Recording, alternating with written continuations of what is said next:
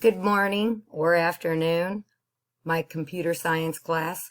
We're going to go over the App Inventor's final study guide in case you didn't get the opportunity to go to the Google Meets or you didn't turn it in for me to repair it. You can stop this video at any time so you can write down the correct answers. That's what this is meant to do to help you out. So let's start looking at the questions. Number 1, what are the 6 steps of the design process in order? This was the poster that was hanging on my wall at the left front by the smartboard. Remember, it was define the problem, generate concepts, design a solution, build and test, evaluate solution, and present solution. If you remember, we kind of compared it to a party, throwing a party, and, somebody decided to throw the party, somebody decided everything that they needed for the party, somebody put everything in action, they had the party, they decided what was good and bad about the party, and then they shared it with someone. That's basically what we're looking at there. Number 2, what are the 7 steps of the debugging process in order? That was going to be a worksheet that I handed out the next day when we were supposed to be there. You already did a lot of this stuff on the Ladybug.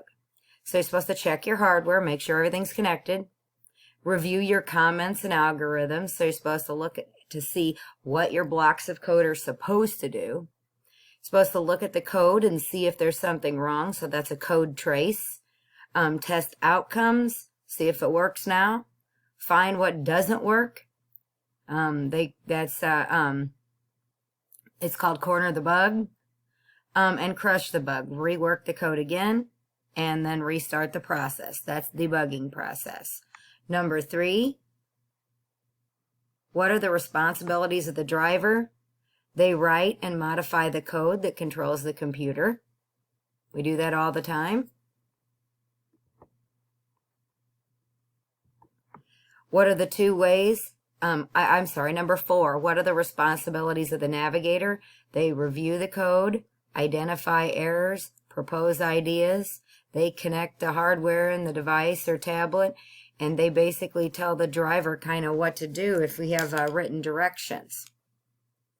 Number 5, what are 2 ways in the blocks editor to create a behavior that did not exist before? We did that. Initialize a global event. In other words, you're creating something that's going to happen, all through the game, or you create a procedure that can be run later.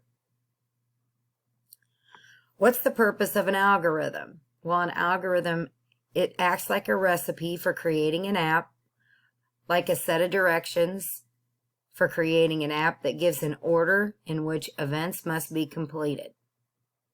Number 7, what is the purpose of a conditional flow chart? And it's a chart that shows different actions depending on whether a condition is true or false. So if you have a yes or no question, if you're going through a chain of events and you have a yes or no question come up, like you want to go to Six Flags, and if it's raining, that's going to depend basically on whether you wear a raincoat or whether you wear sunglasses. And you're going to get 2 different outcomes depending on whether your answer is yes or no. Number 8, the shapes that we use in a conditional flow chart. Start and end is always an oval or a circle or an ellipse.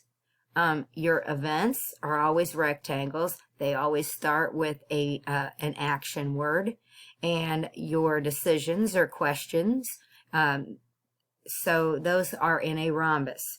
Number 9, what is the reason we use camel case language in MIT App Inventor 2? And that's to keep from using spaces so you can tell where words start and end. If we use spaces or weird characters, remember, the code may not work right. So you have to make sure that if you name things, that it's camel case. What is an abstraction? We didn't talk about this much. That was coming up in the week that we were finishing. An abstraction is the process of making something less complex by hiding details that are not needed to make it easier to think about the problem. So if you're making a cake and you have all kinds of junk sitting around that you don't need, like apples and potato chips, it's a lot harder to find what you need. That's basically abstraction, getting it to the stuff that you need and then working with it. Number 11, what is event-driven programming? Basically, when an outside event triggers a behavior within an app or a program. So, for instance, if I push a button, that is event-driven programming if it makes something else start. What's an event handler? An event handler is a block of code that is triggered when a certain event happens.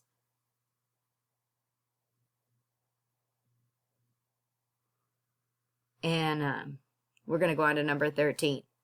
What is the purpose of using comments in MIT App Inventor 2? That was what we were going to go and do with our xylophone. And basically, if you go to MIT App Inventor and you bring up a block of code, there's a question mark. And you can click on that and add comments. And basically it just tells what the code does. So later on, if somebody else is trying to look through it and figure out what you've done, they can just look at the comments. Number 14. What is the purpose of using collapsible blocks in MIT App Inventor 2?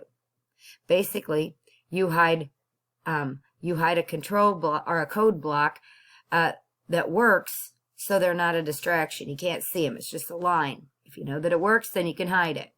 So now we get to the fun part. What does each of these pieces of code do? If you look at this one, it says something about when button 1 is clicked, play sound 1, vibrate sound 1 for so much time. So when button 1 is pushed, the tablet vibrates and plays sound. The second piece of code, to draw energy line, linked color. So basically in this one, we are setting an energy canvas with a specific length and color.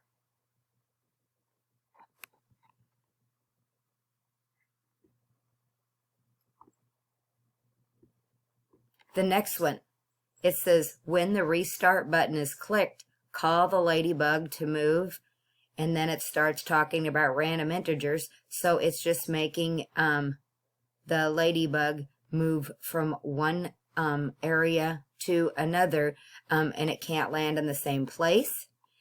And you look at the global energy, you look aphid, ladybug, visual, disable, so, and show the ladybug. So it says restarts game and makes the ladybug and aphid appear in a random spot, and it sets their energy. That's all this big old thing does. This one, when canvas 1 is touched. So basically this is a scoreboard. It says if you touch any sprite, you know,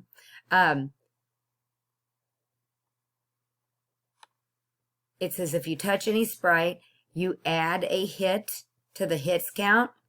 If you miss it, you add to the misses count in a scoreboard. So when we hit the sprite, we add a point to the hits count. When we miss, we add a miss to the miss score. I'm going to change that to miss count. Not that it makes that much difference. It's like a scoreboard. When screen 1 initializes, do call move mole. So basically this is when we turn on the game, a mole appears and moves. If you look back at our move mole procedure that we created. Drawing canvas dot dragged. Lots of junk here. But basically this is saying when I touch the canvas, I'm going to start from previous X and Y and drag down to current X and Y so that I get a line. So it says when we click on the canvas and drag across, we get a line from where we started to where we stopped dragging. The next one, wipe button. When we click the wipe button, we call drawing canvas dot clear. So what happens is everything that we drew on the screen goes away. So when we click the white button, the screen is cleared. Last one. When the camera one after picture, do drawing canvas background image to get image. Basically, this is saying when we take a picture, the screen turns to the picture we took. Now, like I said, if you have any questions, you can email me. Otherwise, you can rewatch this video and you can pause it wherever you like.